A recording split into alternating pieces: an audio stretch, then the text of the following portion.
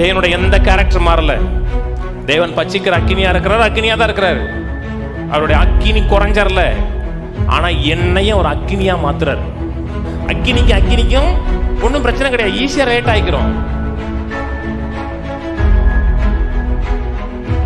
தேவன் சர்வஞானி, தேவன் சர்வ வல்லவர், தேவன் நல்லவர். இன்னொரு தேவனுடைய முக்கியமான குணாதிசயம், தேவன் சர்வ வியாபி, எல்லா இடத்துல இருக்கார். சரி, 130 ஃபுல்லரோட படிச்சு பாருங்க. பாதாளத்தில் போய் படுக்கை போட்டால் கூட அங்கேயே உங்களுடைய கரம் இருக்குதுன்றது. தேவன் நரகத்தில் இருக்கிறாரா? இருக்கிறாரா? இல்லை, கொஞ்சம் யோசிக்க வேண்டிய விஷயம்தான். இருக்கிறாரா இல்லையா? இருக்கிறார். தேவன் நரகத்தில் இல்லைன்னா சர்வ வியாபி இல்லைன்னு சொல்ல முடியாது. ஒரு பாயிண்ட் குறைஞ்சா கூட சர்வன் வராது. 99.9 இருக்கிறாரு அப்படிதான் சொல்ல முடியும். தேவன் நரகத்தில் இருக்கிறாரு. எபிரேயர் 12 சொல்லுகிறது, நம்முடைய தேவன் பச்சிக்கிற அக்கினியா இருக்கிறாருன்னு இருக்கு. நல்லா கவனிங்க.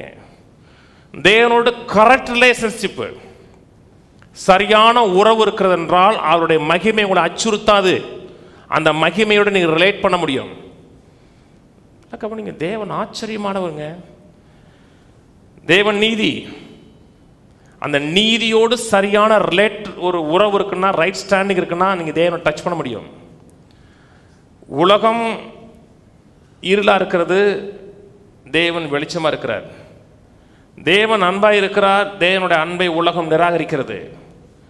தேவனோட சரியான உறவு, தேவனோட சரியான ஐக்கியம் இருக்கிறது என்றால் தேவன் தன்னை வெளிப்படுத்துறார். ஒரு இடத்துல வெளிப்படுத்துறார், தேவனை அறிந்திருக்கிறீர்கள், ஒளியினால் நீங்கள் பிறந்திருக்கிறீர்கள், வெளிச்சத்தினால் பிறந்திருக்கிறீர்கள் என்றால் வெளிச்சத்தோடு நீங்க இன்டராக்ட் பண்ண முடியும்.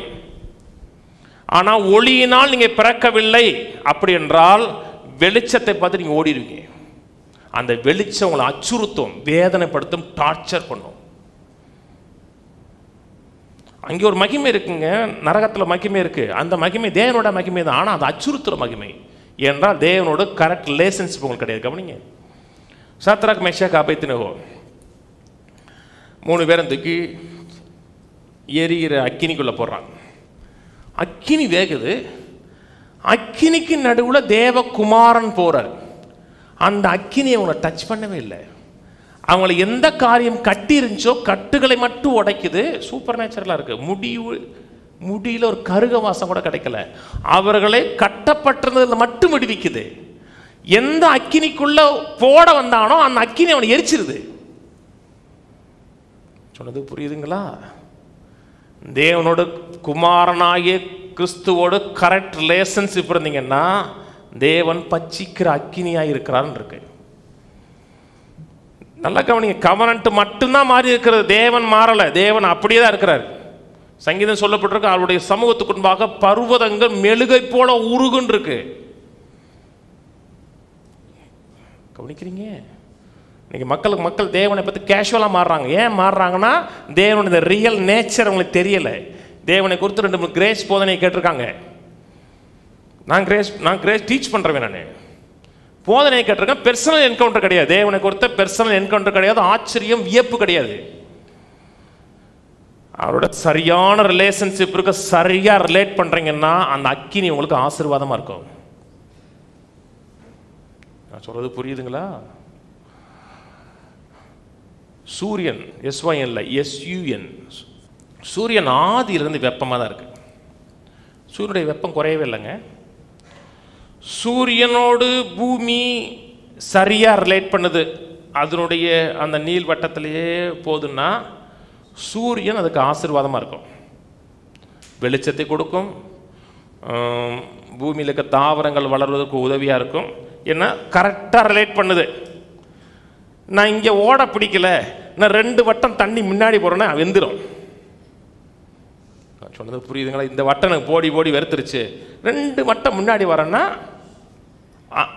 சரியா ரிலேட் பண்ணல. எனக்கு இந்த வட்டம் பிடிக்கல, 2 வட்டம் பின்னாடி போறேன்னா குளுந்துரும், உறைஞ்சிரும். தேவனோட சரியான ரிலேஷன்ஷிப் இருக்கிற என்றால் தேவன் நம்மை அச்சுறுத்துகிறவர் அல்ல. தேவனுடைய பிரசன்னம், தேவனுடைய தயவு நமக்கு ஆசீர்வாதமா இருக்கும். கரப்பாம்பூச்சி பார்த்துருக்கீங்களா? பார்க்கலையா? நைட்டு 1 மணிக்கு நைஸாக பெட்டில் ரூமுக்கு போய் லைட்டாக ஆன் பண்ணுங்க, 10 கரப்பாம்பூச்சி ஓடும். அதெல்லாம் எங்கே இருந்துச்சு? உள்ளதாக இருந்தாங்க, அத்தனை பேர் இருப்பாங்க. பகலில் ஒருத்தன் கூட வரமாட்டான், வந்தான் உயிர் போயிடணும், நல்லா தெரியும். நைட்டு வாங்க, எப்படி அந்த அடுப்பங்களில் உட்காந்துருக்கோம், நம்ம திண்டு மிச்சம் வச்சது தின்னுக்கிட்டு இருக்கோம். வெளிச்சத்தை பார்த்தோன்னே அப்படியே அரண்டு நிற்கும். அந்த வெளிச்சம் எனக்கு ஆசீர்வாதம், அது அதுக்கு அது அச்சுறுத்துது. அது இருளில் வாழுகிற ஒரு ஜந்து. தேவனுடைய எந்த கேரக்டர் மாறல.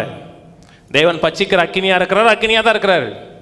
அவருடைய அக்கினி குறைஞ்சரல, ஆனா என்னையும் ஒரு அக்கினியா மாத்துறார். நான் சொன்னது புரியுதுங்களா? என்னையும் அந்த அக்கினியோட ரிலேட் பண்ணக்கூடிய அக்கினியா என்ன மாத்துறார். அக்கினிக்கும் ஒன்றும் பிரச்சனை கிடையாது, ஈஸியாக ரிலேட் ஆகிக்கிறோம். அவரை தெரியல, அவரோட சரியான உறவு இல்லை. அவர் குமாரன் கொடுத்த நீதியை நீங்க ஏற்றுக்கொள்ளவில்லை.